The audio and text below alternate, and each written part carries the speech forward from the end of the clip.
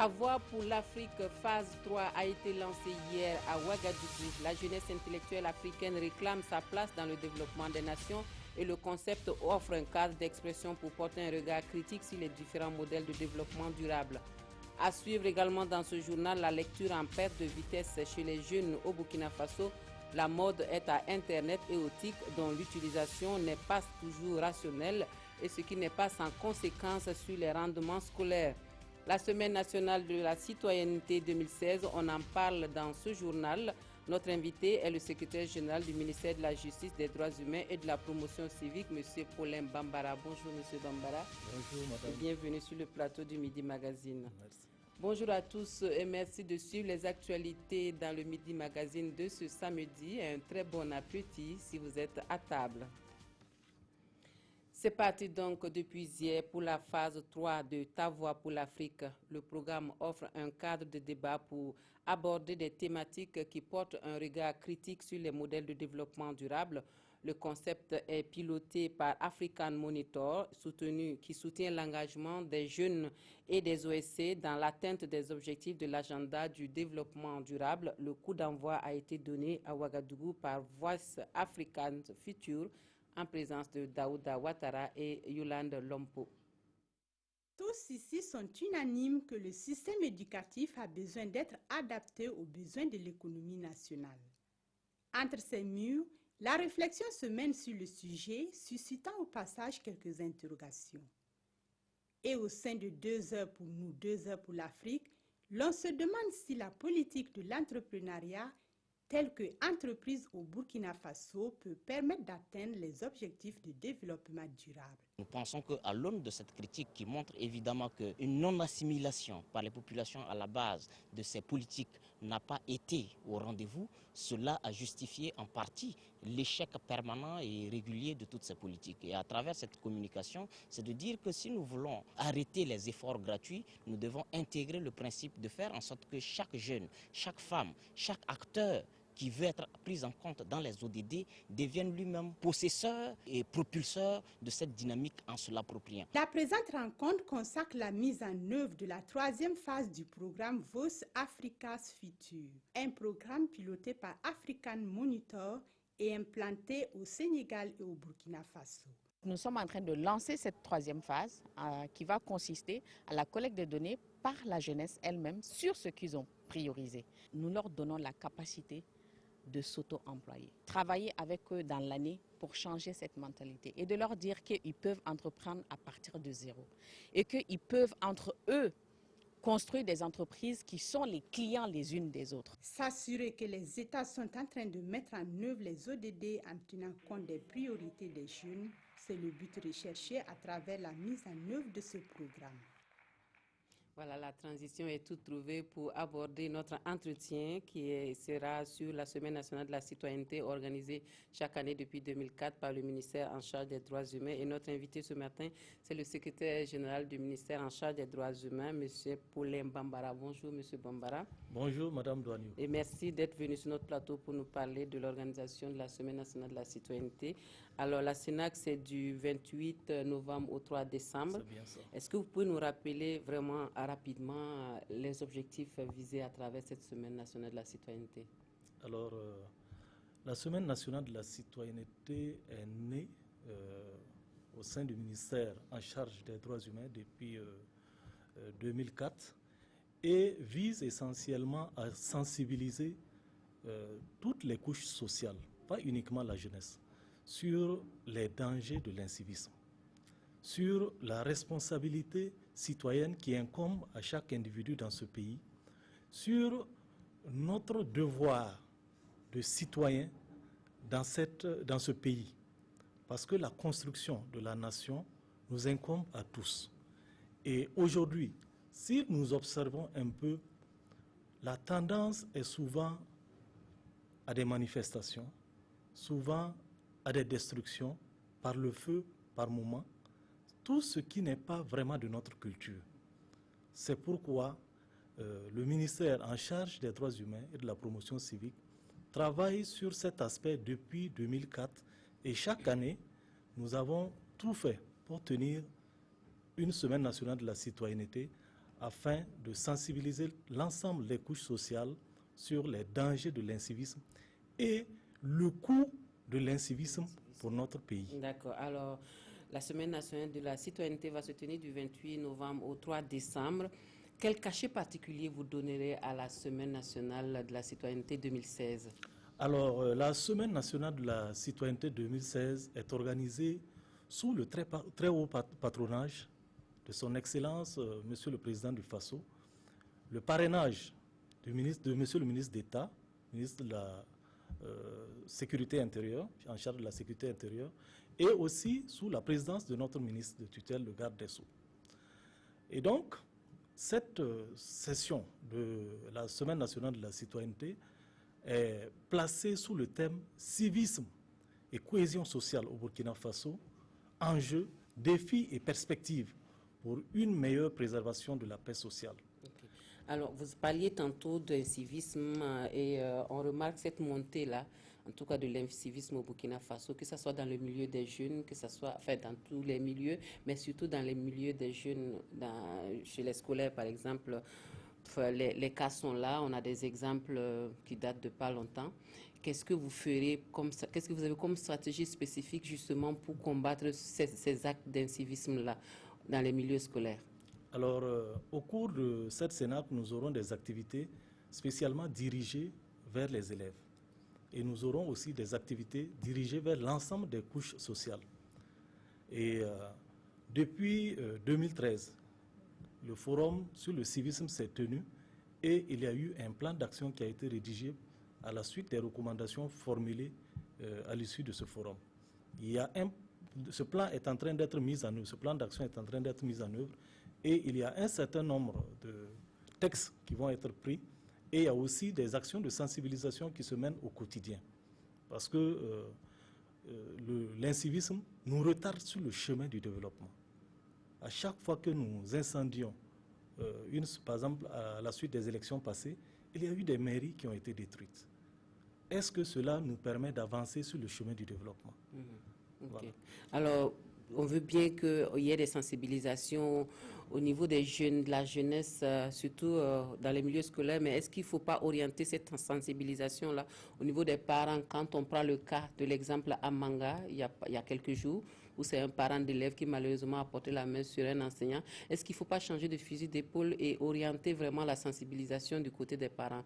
Parce que quoi qu'on dise, quand un enfant voit un de ses parents brûler un feu rouge, ou casser quelque chose, je ne pense pas que ce soit un bon exemple. Il pensera que c'est l'exemple à suivre. Est-ce qu'il ne faut pas revoir la copie de la sensibilisation? Je suis d'accord entièrement avec vous et nous l'avons déjà entrepris. Nous avons procédé à des formations des APE, les associations de parents d'élèves, et dans pratiquement les 13 régions. Et nous avons décidé donc d'étendre ces sensibilisations à toutes les couches sociales. Parce qu'aujourd'hui, il y a de grandes personnes qui incite parfois ces jeunes-là aussi à agir. Et vous savez, nous agissons beaucoup sur les jeunes parce que quand un enfant est jeune, il est plus facile à façonner. C'est comme le bois vert, il est plus facile à façonner. Mais lorsqu'il grandit, il devient plus difficilement malléable. C'est pourquoi nous travaillons beaucoup sur la jeunesse, mais nous travaillons aussi sur les parents. Parce que l'éducation est d'abord de la responsabilité des parents. Et quand vous voyez un enfant qui se comporte mal, souvent il faut regarder aussi vers ses parents. Bien sûr. Soit ils ont confié l'éducation des enfants aux bonnes et ils ne s'en occupent pas du tout. Ils ne vont pas à l'école se renseigner sur ce qui se passe. Et quand ils vont se renseigner, on a appris qu'il y a des parents qui vont sermonner justement les surveillants ou les éducateurs. Ou porter même carrément des coups. Voilà, parce qu'ils ont osé punir un enfant pour mauvaise action. Et ça, c'est vraiment pas le bon exemple. Ce qui s'est passé à Manga est regrettable. Et nous devons travailler à éradiquer ce genre de comportement. Je pense que la justice est saisie et fera son travail. Monsieur Bambara, est-ce qu'on peut avoir une idée du déroulement de cette semaine, les actions fortes qui seront menées, les points saillants de la semaine? C'est vrai, au cours de cette semaine, nous aurons dès demain un cross populaire qui va se dérouler dans les 13 régions. Parce que la CENAC se déroule sur l'ensemble du pays, dans les 13 régions, parce que nous avons des directions régionales qui organisent aussi la CENAC dans toutes les régions. Et donc, il y a un cross populaire dans toutes les régions. Et ce cross commence demain à 15h. À Ouagadougou, c'est au rond-point des droits humains. Voilà. Et ensuite, il y aura la cérémonie officielle de lancement qui va se dérouler donc le 29 novembre à partir de 9h à la salle des banquets de Ouaga 2000 sous le très haut patronage de son Excellence Monsieur le Président du Faso, d'accord. Voilà. Et le 30, nous aurons un match de football. Le 1er décembre, une journée de réflexion sur la promotion des droits humains et le civisme au profit des maires et des élus locaux, parce qu'ils ont aussi leur responsabilité. Leur rôle à jouer, bien sûr. Et le vendredi, nous aurons une journée nationale de contrôle et de sensibilisation. Merci beaucoup. Voilà. Merci, M. Bambara. Malheureusement, oui. Il faut bien que je termine, parce que le samedi 3 décembre, c'est une journée nationale de salubrité qui est organisée pour clore l'ensemble. À travers tout le pays. Voilà, à travers tout le pays. D'accord. Voilà. Merci, M. Bambara, d'être venu sur notre plateau pour nous parler de la 16e, de la Semaine nationale de la citoyenneté, édition 2016, qui se tient du 28 au 3 décembre prochain, et cela sur toute l'étendue du territoire national. Merci pour toutes ces précisions, M. Bambara. Vous restez avec nous pour la suite de notre journal. Et nous allons à Dori pour une rencontre de la cellule de coopération entre collectivités locales du Sahel, C3 Sahel. C'est une rencontre pour examiner et valider les textes fondamentaux de la cellule et mettre en place le comité de pilotage. Une usine de fabrique d'aliments pour bétail devrait voir le jour dans la zone des précisions avec Martin Ouedraogo et Sokou Zongo. Voici formalisée la convention cadre de coopération décentralisée transfrontalière entre les collectivités territoriales du Sahel au Mali, au Niger et bien entendu au Burkina Faso. Un projet de coopération souhaité depuis 2011 qui se concrétise ici par la signature de la convention cadre. Avec la signature de cette convention et avec l'appui de nos partenaires, nous avons des ambitions un peu plus grandes. Nous allons formaliser davantage cette cellule et lui donner les moyens de grandir pour répondre aux besoins de ces populations. C'est un vieux rêve qui vient de se concrétiser. C'est une coopération de bon voisinage, de coopération et d'intégration. Donc les termes là ne sont pas des bons mots, c'est des termes qu'on utilise à tout moment, c'est des termes qui nous sont très chers. Les défis à relever dans le cadre de cette convention sont entre autres l'amélioration des services socio-économiques de base, des infrastructures productrices, quand on sait que le secteur de l'élevage constitue un potentiel de développement dans la zone.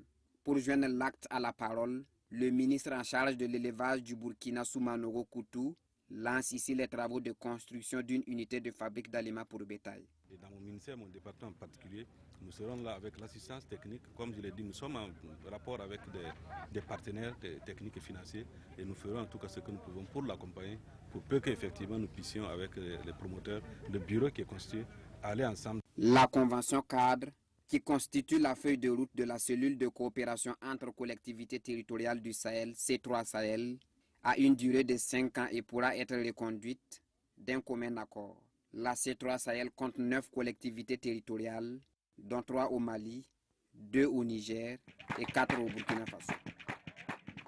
À Bobo-Dioulasso, le centre de recherche-développement sur l'élevage en zone subhumide a ouvert ses portes au public pour mieux se faire connaître. La recherche de qualité au profit du développement dans l'espace UEMOA, c'est le thème de ces premières journées portes ouvertes. Hassan Gourabou, Moussa Sanou. Le Sud-Est, le Centre international de recherche-développement sur l'élevage en zone sud-humide, a 25 ans. Et pourtant, il reste mal connu du public. En organisant ses premières journées portes ouvertes et à travers ses expositions fruits de ses travaux, l'institution entend mieux se faire connaître, surtout à Bobo-Dioulasso où se trouve son siège. Le centre a été créé en 1991 à Abidjan. Aujourd'hui, le centre a 25 ans. Il fallait faire connaître nos activités à la population de la ville dans laquelle nous nous trouvons, mais aussi à la population du Burkina Faso et au monde entier. Donc c'est l'objectif principal de ces journées portes ouvertes. L'initiative est saluée par les autorités pour qui ces journées représentent une occasion pour les populations de découvrir les activités du Sud-Est. Il y a vraiment un grand travail qui se fait à l'intérieur de ce centre qui profite aux différents États membres. Et il était quand même important que la population puisse prendre connaissance de ces différentes recherches qui se font ici. Alors donc, au nom du ministre des Ressources animales, je voudrais une fois de plus féliciter donc, la directrice générale et tout le conseil scientifique pour le travail qui est abattu. Créé au départ avec les 5 pays du Conseil de l'Entente, le Sud-Est compte aujourd'hui 8 États membres. une de ses missions la recherche appliquée sur l'élevage et les pathologies animales. Nous restons à Bobo-Dioulasso où Lassine Diawara est élu à la tête de l'Assemblée consulaire régionale des Hauts-Bassins. Le nouveau président dit mesurer l'ampleur de la tâche qui l'attend et veut compter sur l'ensemble des acteurs pour relever les défis du développement dans la capitale économique du Burkina Faso. Il a été installé dans sa nouvelle fonction en présence de Karim Cissé. Il était le seul candidat. C'est donc sans surprise que Lassine Diawara est élu président de l'Assemblée consulaire de la région de Haut-Bassin, et ce pour un mandat de 5 ans. Il va travailler avec une équipe de 30 membres pour mettre en œuvre son programme dénommé « Agissons ensemble pour le développement durable de nos entreprises ». C'est une région qui a un potentiel agricole important et par ailleurs les grandes industries et le commerce et la plateforme logistique du Burkina Faso se trouve à Bobo à travers donc, le port sec de Bobo-Dioulasso. Nous voulons essayer de redynamiser tous ces secteurs pour que ce soit donc un relais important de croissance pour toute l'économie burkinabé. Le secrétaire général de la région de Haut-Bassin qui a procédé à l'installation du nouveau bureau a invité chacun des membres à travailler dans un esprit de solidarité pour la relance de l'économie locale. Nous les avons installés officiellement dans leurs fonctions en les invitant à travailler dans une synergie d'esprit, dans la cohésion, dans l'entente, surtout avec le consensus. Lassine Diawara est dans le sillage de la Chambre de commerce depuis les années 1974. Et de l'avis des uns et des autres, il est l'homme de la situation. Une vingtaine de cadres du département en charge de la santé venus de toutes les régions de Burkina achèvent une formation de 6 semaines à Bobo-Dioulasso en paludologie et devraient mettre les connaissances et compétences acquises au service des structures sanitaires du pays. C'est la lutte contre le paludisme qui gagne en efficacité. La deuxième édition de cette formation enregistre la participation du Niger et de la Guinée. Des précisions avec Karim Iliboudo, Siriki Milogo et Karim Cissé. 6 semaines ont suffi à ces cadres du ministère de la Santé pour renforcer leur capacité technique et managériale de lutte contre le paludisme. Durant 1 mois et demi donc. 7 modules basés sur la théorie et la pratique ont permis aux 20 participants venus du Niger, de la Guinée et du Burkina Faso de savoir davantage sur le paludisme, première cause de consultation et de décès au pays des hommes intègres. Nous avons pu beaucoup apprendre, surtout en entomologie. Nous avons pu savoir comment on pourrait disséquer un moustique. On pourrait voir comment le plasmodium même se fait sa mutation. Cette maladie qui demeure un problème majeur de santé publique entrave le développement social et économique des pays touchés selon les responsables de la santé. Pour inverser cette tendance, une mutualisation des efforts de lutte et la formation des acteurs de terrain s'avère nécessaire. Former ces agents-là, c'est sûr et certain que nous allons valoriser le capital humain et partant de là, nous allons aboutir à une meilleure prise en charge, surtout du paludisme. Vaincre le paludisme à l'horizon 2030, tel est l'objectif des autorités sanitaires, un objectif qui passe par la mise en œuvre de quelques suggestions formulées par les participants. Il s'agit essentiellement de la poursuite de ce cours et de son ouverture aux autres pays voisins. La création et l'animation d'un réseau de palytologues au Burkina Faso. L'Association pour le renforcement de l'amitié entre le Burkina Faso et la Côte d'Ivoire milite pour le renforcement de l'axe Ouagadougou-Abidjan. Elle entend initier des activités pour le rapprochement des deux peuples ivoiriens et burkinabés. Mais avant, l'Arabe CI en demande les bénédictions de Moro Naba Bango, Nongba Kouda et Zubaviel David Dabiri. Visite de courtoisie sur fond de plaidoyer pour une intégration réussie entre la Côte d'Ivoire et le Burkina Faso. L'organe dirigeant de l'Arabie L'association pour le renforcement de l'amitié entre le Burkina Faso et la Côte d'Ivoire présente au Mogo Naba Bango les grands axes de son programme et sollicite son leadership pour l'atteinte de ses objectifs. Le Moro Naba, c'est une personnalité importante de notre pays. C'est une personnalité qui est dépositaire de beaucoup de choses, notamment d'une très grande culture, la culture Mouara, mais également une culture africaine. Donc ce matin, en lui rendant visite, nous avions deux objectifs. Le premier, c'était de présenter notre association à Sa Majesté, et ce que Sa Majesté a apprécié à sa juste valeur. Et puis deuxièmement, demander à Sa Majesté de nous aider à tenir, à diriger, à organiser l'ensemble de nos activités et de nous aider à faire de telle sorte que les populations à la base puissent s'approprier cette association. Créée en septembre 2016, l'ARAPSI se veut une association apolitique. Elle projette mettre en œuvre à partir de janvier 2017 une série d'activités humanitaires, sociales et sportives au profit des populations ivoiriennes et burkinabées.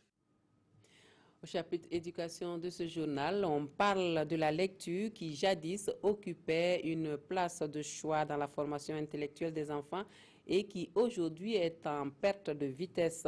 Et pour cause, Internet et les technologies de l'information et de la communication sont passés par là et les élèves n'en font pas toujours une utilisation rationnelle, ce qui n'est pas sans conséquence sur les rendements scolaires. C'est le dossier du jour signé Amado Ilboudo et Zubaviel David Dabiri.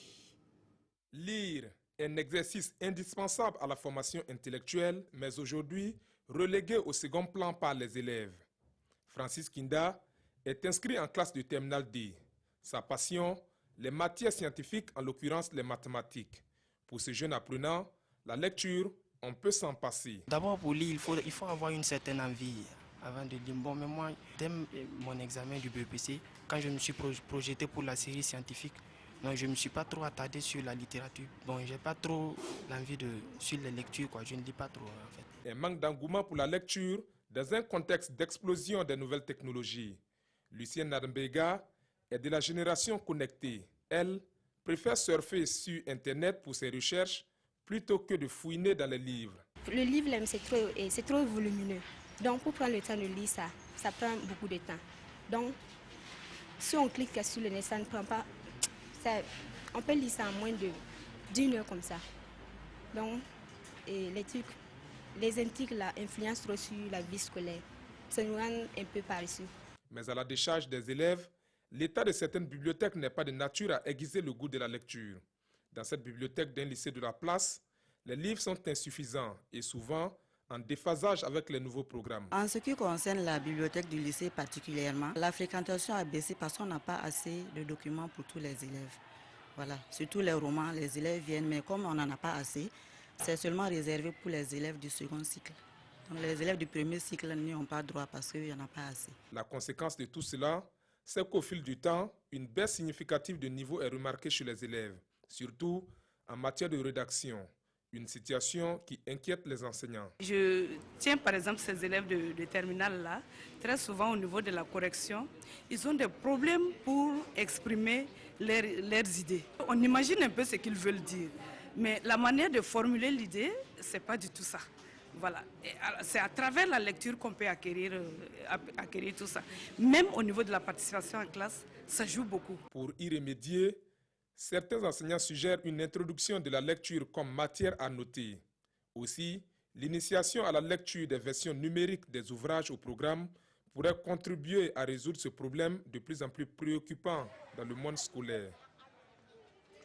Hors de chez nous, à Cuba, une semaine de mémoire et d'hommage à Fidel Castro commence. Le père de la révolution cubaine décédé dans la nuit du vendredi à La Havane, sa dépouille a été incinérée hier samedi et les cendres seront enterrées à Santiago de Cuba, place aux hommages après. Le gouvernement cubain a décrété 9 jours de deuil national suite à la mort de l'ancien dirigeant révolutionnaire du pays, Fidel Castro, décédé vendredi à l'âge de 90 ans. Raúl Castro a annoncé à la télévision d'État que son frère Fidel est mort à 22h29 heure locale. L'annonce a cependant suscité des réactions de joie chez les Cubano-Américains à Miami qui sont descendus dans les rues pour fêter l'événement. Les cendres de Castro incinérées ce samedi seront enterrées dans la ville orientale de Santiago de Cuba, qui a été le centre même de sa vie et de sa révolution. Dans le cadre du deuil national, les activités publiques et autres événements seront annulés et le drapeau cubain sera en berne. Les médias d'État ont également annoncé que les Cubains sont appelés à rendre hommage à Fidel Castro les 28 et 29 novembre. Les 28 et 29 novembre, entre 9h et 22h, sur les sites répertoriés dans chaque localité, y compris la capitale, les Cubains rendront hommage et marqueront leur fidélité au respect de la révolution menée par notre chef historique le 1er mai 2000, comme expression de la volonté de donner continuité à ses idées et à notre socialisme, a dit cette journaliste. Il est également prévu un rassemblement de masse à La Havane, place de la Révolution, où Fidel Castro s'était souvent adressé à de grandes foules. Voilà, on s'arrête ici pour les actualités dans ce Midi Magazine. Merci de nous avoir suivis. Toute l'équipe du 13h se joint à moi pour vous dire merci infiniment de nous avoir reçus chez vous et vous souhaiter une excellente journée dominicale. Une bonne reprise de travail pour demain.